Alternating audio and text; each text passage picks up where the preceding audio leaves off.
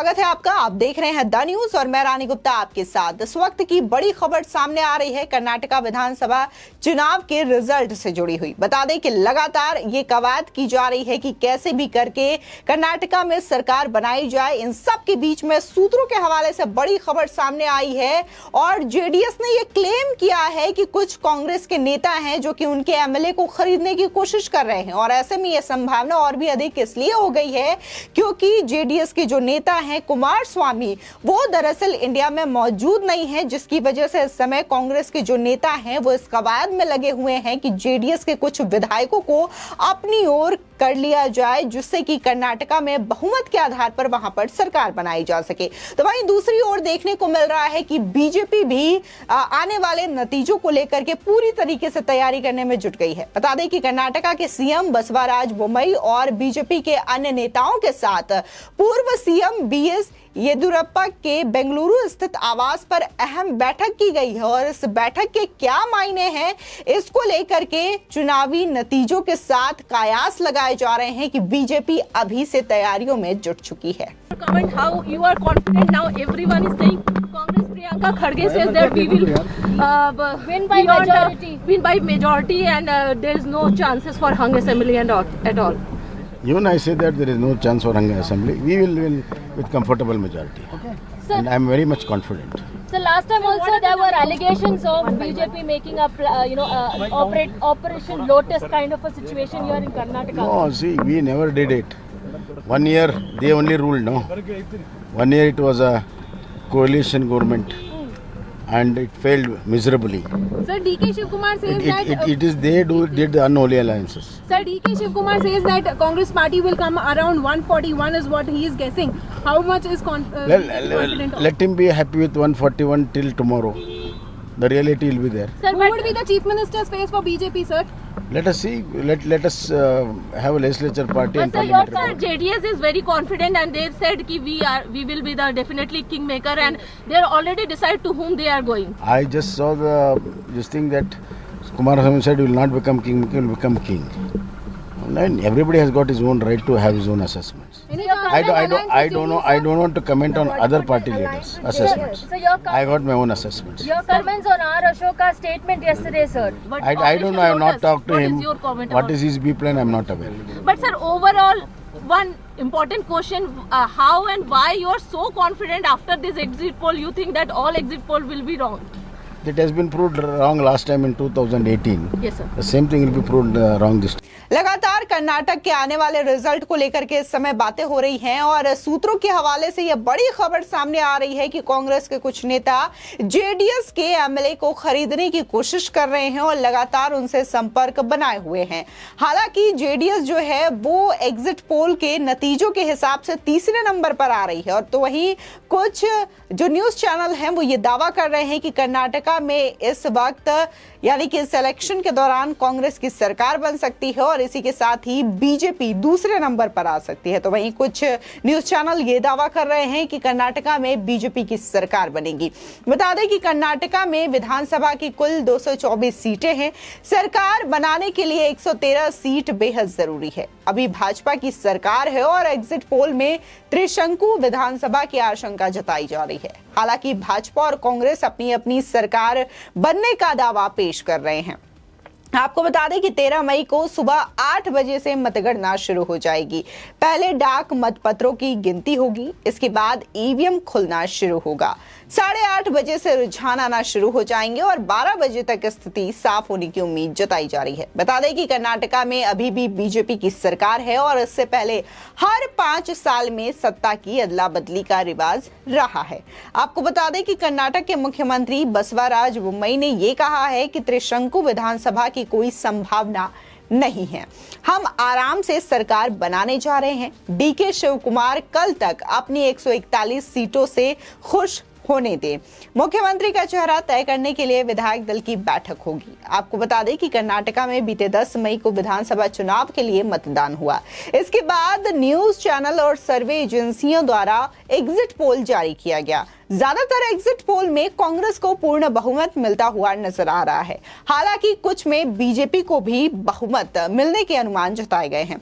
ऐसे में exit poll का यह दावा कि कर्नाटका में त्रिशंकु विधानसभा होने की स्थिति में जेडीएस किंगमेकर की भूमिका निभा सकती है। फिलहाल सबको 13 मई का इंतजार है, क्योंकि नतीजों के बाद ही कर्नाटका में सरकार बनने की तस्वीर साफ हो जाएगी। मगर उससे पहले ही सरकार बनाने की कवायद की सुगबुगाहट शुरू हो चुकी है। आपको बता दें कि न्यूज चैनल के मुताबिक पूर्व प्रधानमंत्री एच.डी. देवगौड़ा के नेतृत्व वाले जनता दल सेकुलर ने यह दावा किया है कि उनसे गठबंधन करने के लिए बीजेपी और कांग्रेस दोनों ही कोशिश में जुट गई है। कई चुनावी विशेषज्ञों ने भविष्यवाणी की है कि कर्नाटका में त्रिशंकु विधानसभा में कांग्रेस को बढ़त मिल सकती है और इसी के साथ ही जेडीएस लगभग 30 सीटें जीतकर किंग मेकर के रूप में उभर सकता है। जेडीएस के सूत्रों ने संभावना की उम्मीद करते हुए कहा है कि पार्टी नेता और पूर्व मुख्यमंत्री एच.डी. कुमारस्वामी अब न केवल किंग मेकर बनने जा रहे हैं, बल्कि खुद किंग बनने के लिए भी तैयार हैं। जेडीएस के राष्ट्रीय प्रवक्ता तनवीर अहमद ने ये कहा है कि दोनों राष्ट्रीय पार्टियां कांग्रेस और बीजेपी चुनाव के बाद गठबंधन बनाने के लिए उनकी पार्टी तक पहुंचने की कोशिश कर रही है। उन्होंने कहा है कि दोनों राष्ट्रीय दल निश्चित रूप से हम तक पहुंचने की कोशिश कर रहे हैं, लेकिन हम उचित समय पर यह फैसला लेंगे। अभी मैं आपको बता सकता हूं कि हम कर्नाटका की बेहतरी के लिए फैसला लेंगे। वहीं सूत्रों के मुताबिक पार्टी कार्यकर्ताओं से जमीनी स्तर पर रिपोर्ट मिलने के बाद कुमारस्वामी सिंगापुर के लिए उड़ान भर चुके हैं और वहां से राष्ट्रीय दलों के साथ बातचीत कर रहे हैं। उन्होंने आगे ये भी दावा किया है कि जेडीएस ने पूर्व प्रधानमंत्री एच.डी. की इच्छा के मुताबिक कांग्रेस के साथ जाने का फैसला किया है। वहीं समाचार एजेंसी IANS की एक रिपोर्ट के मुताबिक देवगौड़ा और उनके बेटे कुमारस्वामी मुख्यमंत्री बनेंगे। विपक्ष के नेता और पूर्व मुख्यमंत्री सिद्धारमैया, जो कि गौड़ा परिवार के कट्टर विरोधी हैं, उनको गठबंधन का खामियाजा भुगतना पड़ सकता है, क्योंकि जेडीएस के नेताओं द्वारा कांग्रेस ने उन्हें दूर रखने के लिए कहने की पूरी संभावना है। हालांकि ये देखना दिलचस्प होगा कि 13 मई को जब नतीजे घोषित किए जाएंगे तो चीजें किस तरीके से आकार लेती है। इस बीच बीजेपी ये दावा कर रही है कि सभी एग्जिट पोल की भविष्यवाणी पहले ही विफल हो गई थी और कोई भी सर्वेक्षण बीजेपी द्वारा हासिल की गई जीत की भविष्यवाणी नहीं कर सकता। फिलहाल एग्जिट पोल को लेकर के सभी सवाल उठा रहे हैं और उनका कहना है कि हर बार जो एग्जिट पोल दिखाए जाते हैं वो सही हो ये जरूरी नहीं है। तो वहीं लगातार अब लोगों को इंतजार है आने वाली 13 मई का, जिस दिन वोटों की गिनती शुरू होगी और फाइनली रिजल्ट आएंगे और ये पता चलेगा कि इस बार कर्नाटका में किसकी सरकार बनने जा रही है। बीजेपी यानी कि क्या कर्नाटका में फिर से कमल खिलेगा या फिर कांग्रेस की सरकार बनेगी।